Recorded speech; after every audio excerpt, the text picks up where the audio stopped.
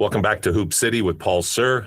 I am pleased to be joined this morning by someone we've had on the show many, many times over the years, but it's been a while, Mike. And Michael DeCourcy has been the lead basketball columnist at Sporting News since 1995. Mike also writes with a lot of Canadian content as well. And Mike, it's a pleasure to have you back on the show, especially after the first 2 days of March Madness. Thank you.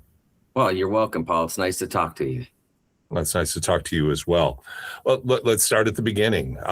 Let's go real high level. What were your first impressions of the first 2 days of March Madness? Yeah, I think that one of the really interesting things that came out of the first couple days is this. I wrote about it on Friday. Is this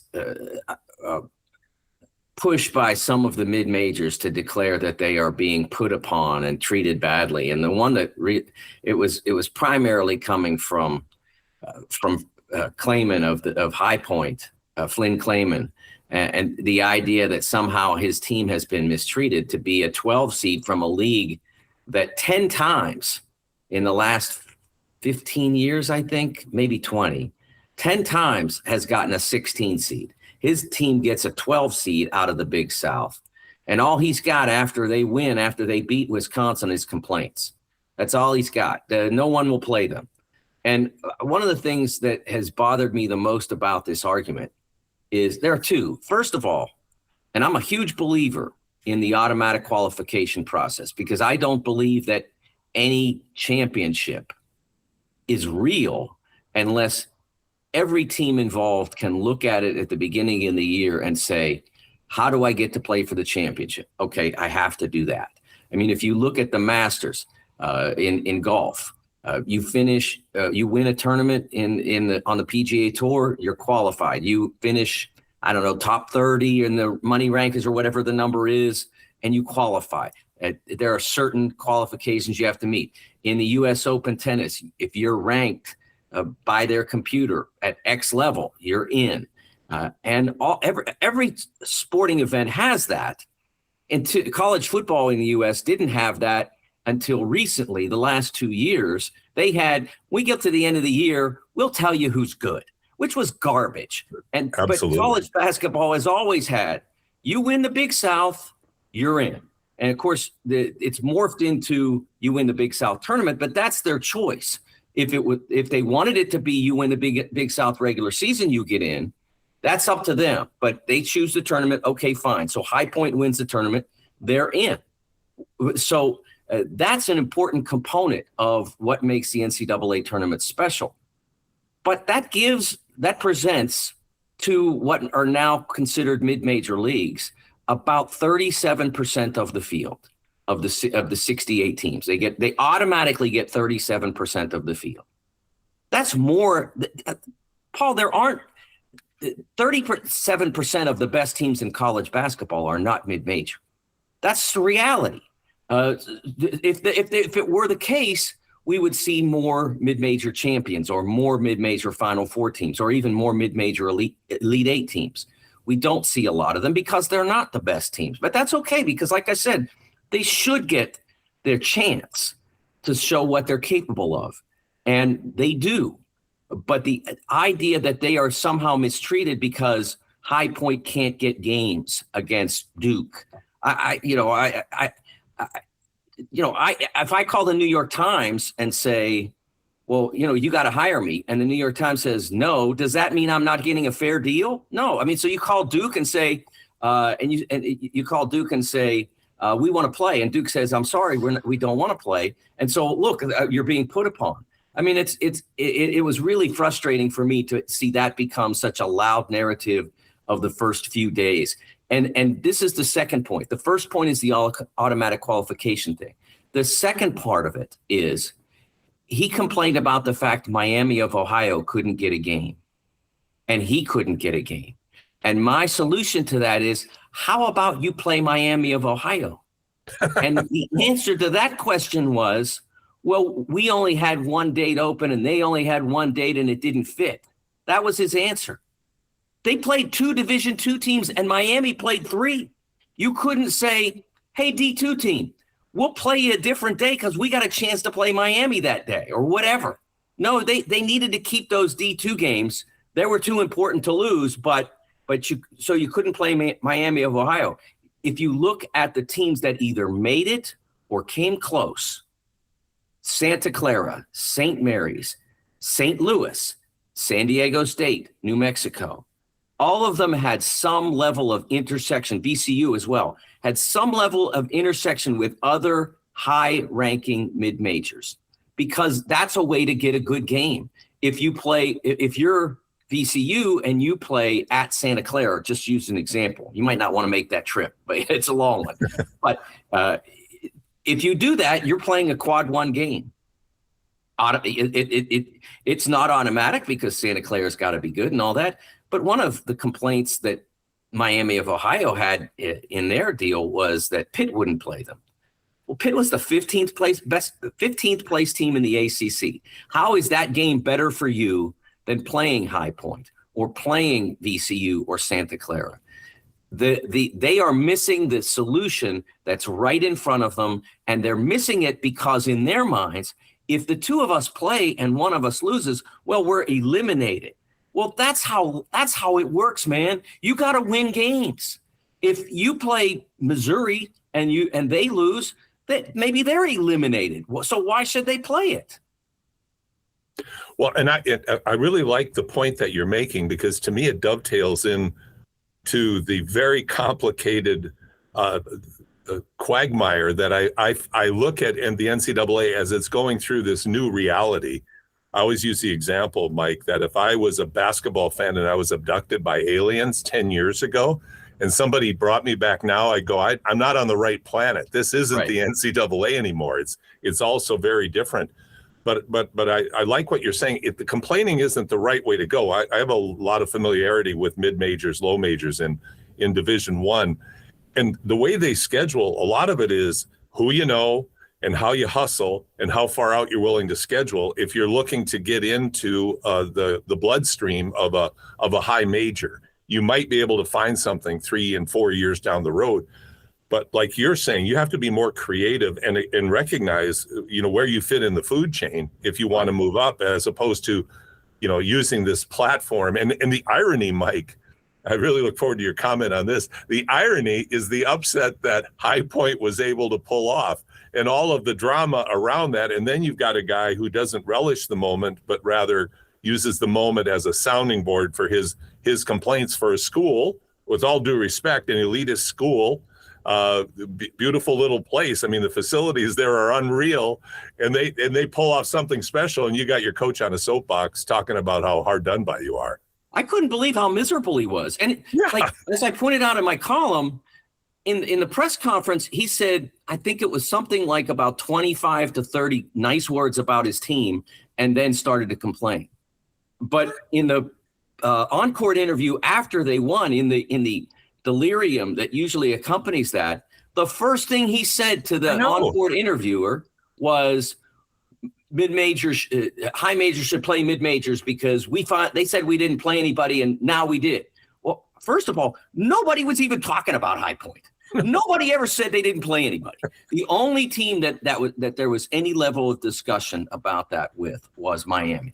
High Point was, okay, of what a mid-major automatic qualifier is likely to get. There are a few. I mean, it's more rare now than it was before the net rankings. What people are complaining about, Paul, is the net and the use of predictive metrics like KenPom and BPI, and the use of resume metrics like wins above bubble to get teams in. People are complaining now because those metrics make sense.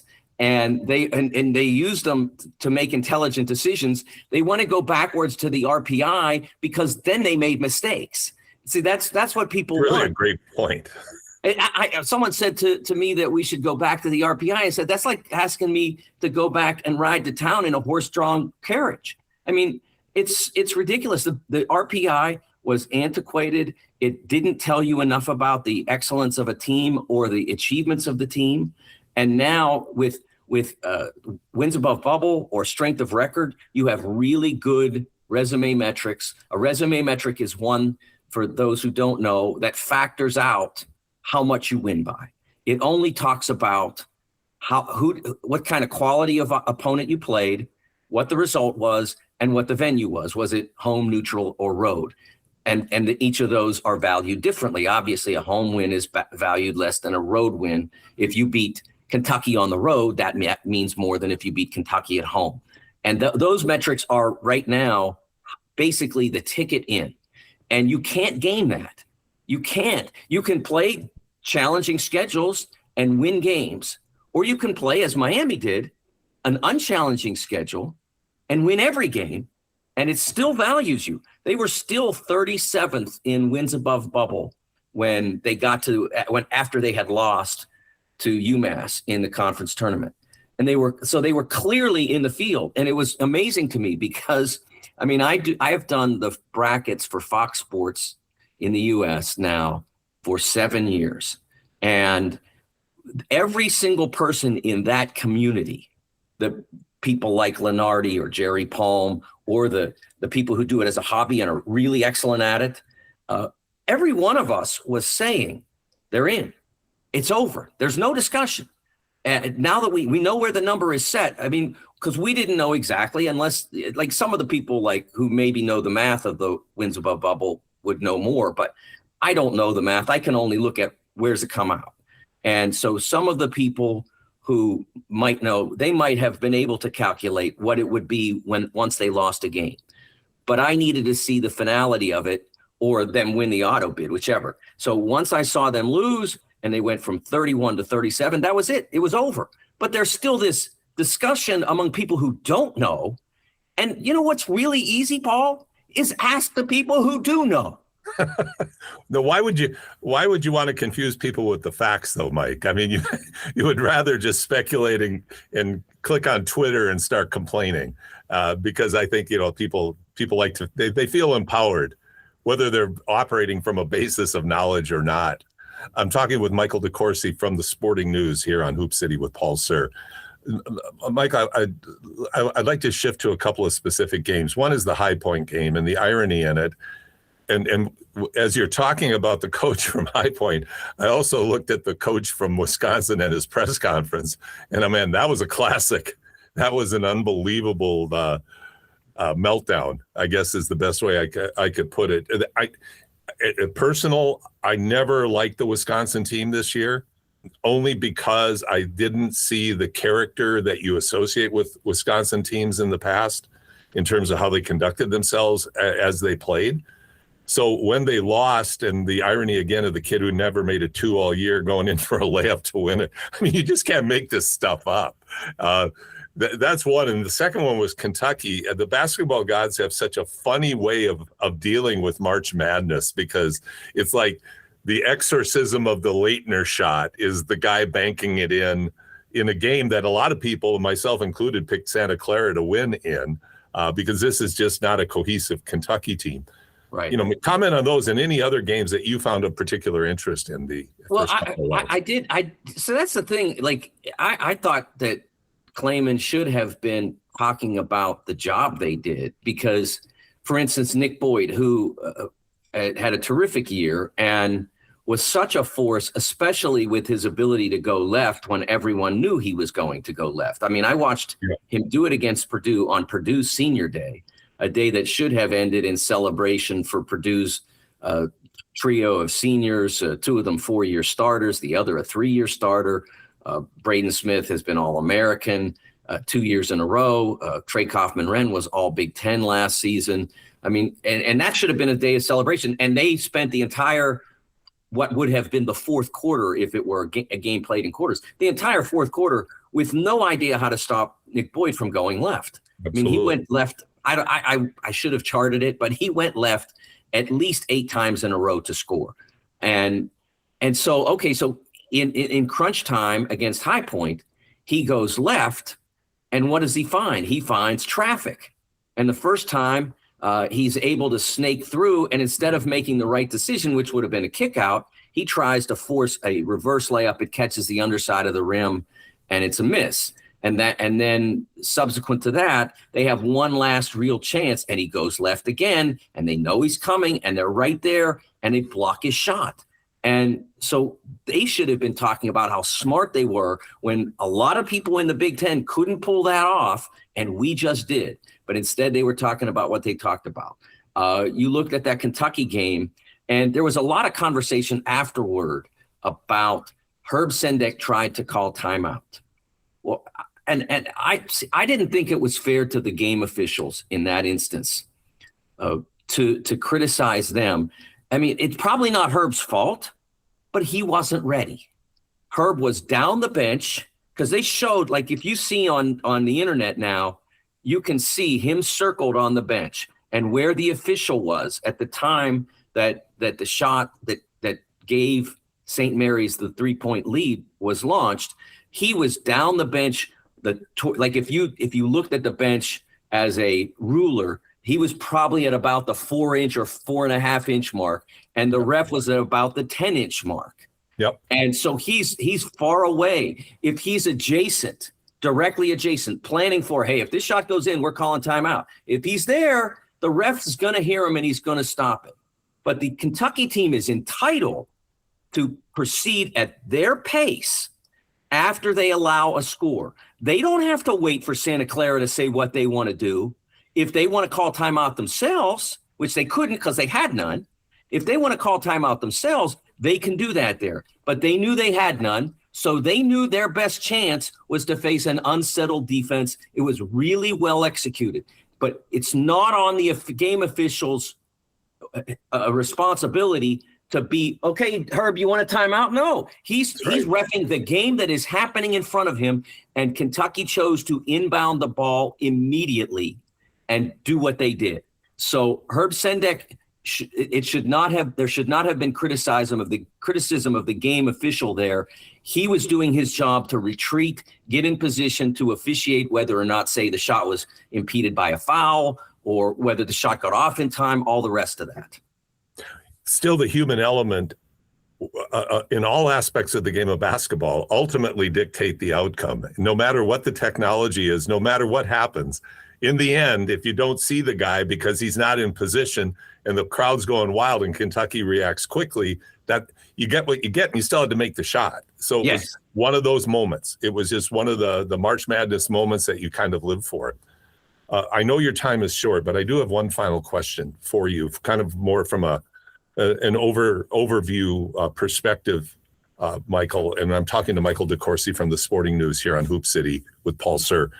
A lot of chatter now about the NIL, the transfer portal, the unrecognizability of the NCAA now, and the shifting of talent and the influx of money, and how that's going to affect March Madness, that we're going to see fewer and fewer major upsets.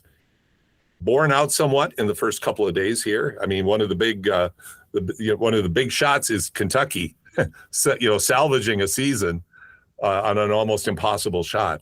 What's your perspective on that? Do you think that's an accurate trend that we have to just plain live with and acknowledge? Or is this something that still can be offset with good coaching, good players, trusting the fact that the NCAA still has a rules-based system that does allow, I think, more so than international basketball, for teams with what I would call lesser talent to be able to offset greater talented teams and put systems and designs in that you just can't do in FIBA basketball, for instance. But what's your perspective on the future of March Madness and the top heaviness because of money that the blue blood programs will have? I think that there's a couple of elements that need to be considered. And first of all, it was what I went back to in our first segment of this conversation, which is that the committee is smarter now. They really are. I don't mean the individuals are, but they have better equipment to work with. I'm a more productive journalist because I have the internet and the computer and the ability to converse with people with my cell phone. And I don't have to sit next to a phone. In 1985, Can I get to lunch now? Can I go get a Diet Coke so that I can eat lunch at my desk? If I leave to get the Diet Coke, somebody might call me back just at that point. You'd have to make sure that your colleague's sitting next to you. Hey, if Joe Jones calls me, I'm coming right back. I mean, we don't have to worry about that. I put my phone in my pocket. I go get my Diet Coke. It's just everything is more productive. Well, now it's the same for the committee. They don't make the mistakes that they made even let's say 7 years ago. They don't make the same mistakes that they once did. That's for starters.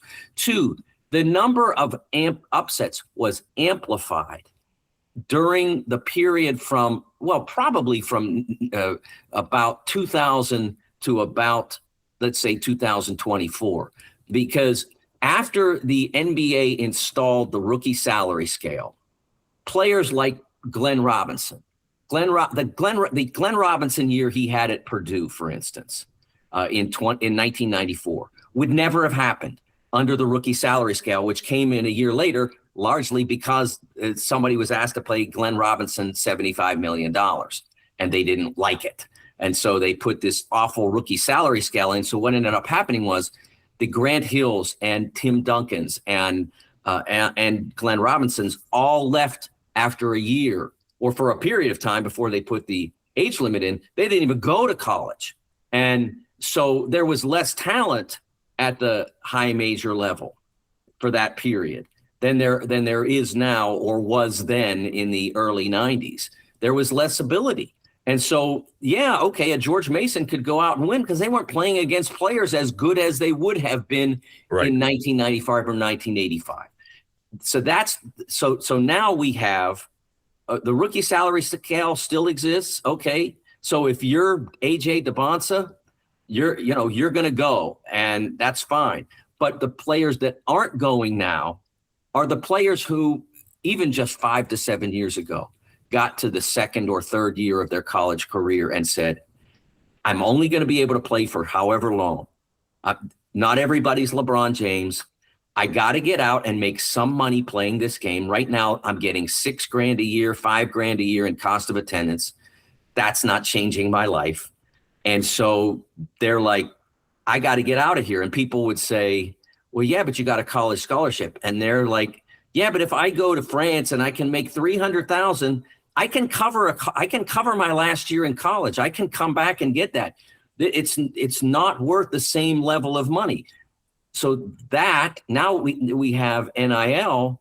Those players don't even think about it, or they might go through the process. And if somebody makes them a promise, they're like, okay, maybe I'll go. But the level of player I'm talking about isn't getting those promises. That's right. They're second round at best, and maybe not even that. But we had dozens per year that were leaving to just go and play anywhere. And now it's much more lucrative and still better for their development to stay in NCAA basketball. And so the teams at that level, Zubi Ejiofor, tremendous player at St. John's. What are the odds you think he would have been back at St. John's for his senior year if there were no NIL compensation? 0. He would have taken his shot in the NBA draft, and probably he would have been a 40-ish, maybe 50 pick in the NBA, and then maybe you get a two-way contract, so you make okay money. It's making much more than that, and guaranteed to be making that at St. John's, doing a fabulous job. So that's a big part of why we see fewer upsets as well. You see, I think the top 20-ish teams now are much better than they were 10 years ago. I agree. And so we're seeing that. It's funny, Paul, for a lot of the period when when I'm talking about that 2000 to 2025-ish period, maybe it ended like 2023 or 24, but a lot of complaints were, it's not like it used to be in the 90s because nobody stays. And now they're staying and they're complaining. It's not like it used to be 10 years ago because there aren't as many upsets. Well, you can't have both. If you got great teams, they're going to be upset less often. Well, and a couple of final points from my vantage point. I agree. I think you encapsulated that beautifully. But you've got better talent at the top because the guys are getting paid. You can debate the validity, all of that. But to have players benefiting is a great thing in my opinion. But it does result in, this was kind of a benchmark for me, or a measuring tool about how it's changed to exactly as you described it. Was my question was, UNI, University of Northern Iowa, has had a couple of moments in March Madness in the past. The big win over Kansas, that's, people recall those things. So UNI, injured most of the year, win the Missouri Valley Conference tournament. They're a good team. They're, in that world, they're a good team. So what my thought going into this, Mike, was, can they impose their will, change the pace on St. John's enough to create a close environment so that they are in it? It's 58-58 with 2 minutes to go. Well, obviously that didn't happen. And it's because UNI does what they do. They just couldn't do it with the talent pool that St. John's. St. John's was ready. They were hitting everything, but they're really good. And UNI just wasn't up to their level. That's a difference, because the Kansas team that UNI beat those years ago isn't like the St. John's team that UNI played yesterday, in my opinion, in terms of depth and reach of talent that St. John's had.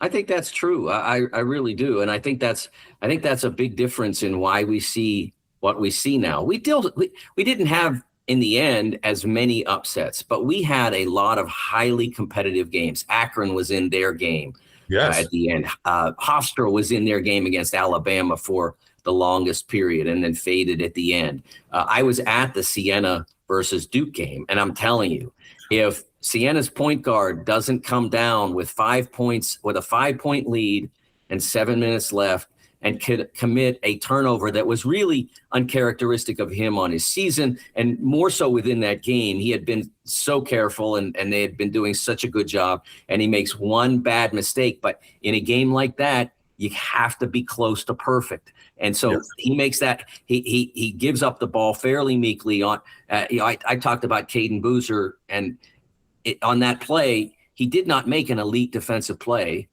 but he was alert and aware when the opponent said, "Here, take the ball," in so many words. He was there and available to take it, and did the right thing with it, which was to take it and then go down and make a layup and take what could have been potentially a 3-possession lead for Siena with 7 minutes left, and turn it into a 1-possession game. And all of a sudden, it's a completely different game. I'm telling you, if I was there, and with the way things were going, with as concerned as Duke was, if they had gone from down 14 to down 2, and then it had gone back to down 7, I'm not sure that they would have recovered from that. With that steal and that layup, now they're down 3, and they know they're going to be fine, and ultimately they were. It was interesting seeing Duke look like a bunch of freshmen that day, because they really did. For the first time, Cameron Boozer looked like a freshman. All year he looked like a monster, and then that game it was like he was rattled. But I agree with you, highly competitive, unexpectedly so, but that's still the beauty of this game. Mike, I know your time's precious. I know you got a really busy time. I hope you get some sleep in the next week. But it's been an absolute pleasure talking with you again. Thank you for making the time this morning. Enjoy the rest of March Madness, and I hope we can maybe have a debrief after it's over and talk about, reflect on what took place. But Michael DeCourcy, Sporting News. And before we go, Mike, how can people follow you on Twitter, on X? It's at TSN Mike, as in the Sporting News Mike. You can find my work there, including the column that I mentioned before about Flynn Clayman being unhappy after the biggest win of his career. Still a great read. Can't figure that out. It's a great read. And the day they hand me the Pulitzer Prize, Paul, I'm just going to complain that it took them forever to do it, and they should give it to more sports writers. That's right. They should have given this to me sooner, and more sports writers should get recognized for their fabulous work. Mike DeCourcy, thank you so much. Have a great day. Enjoy the madness. Thank you.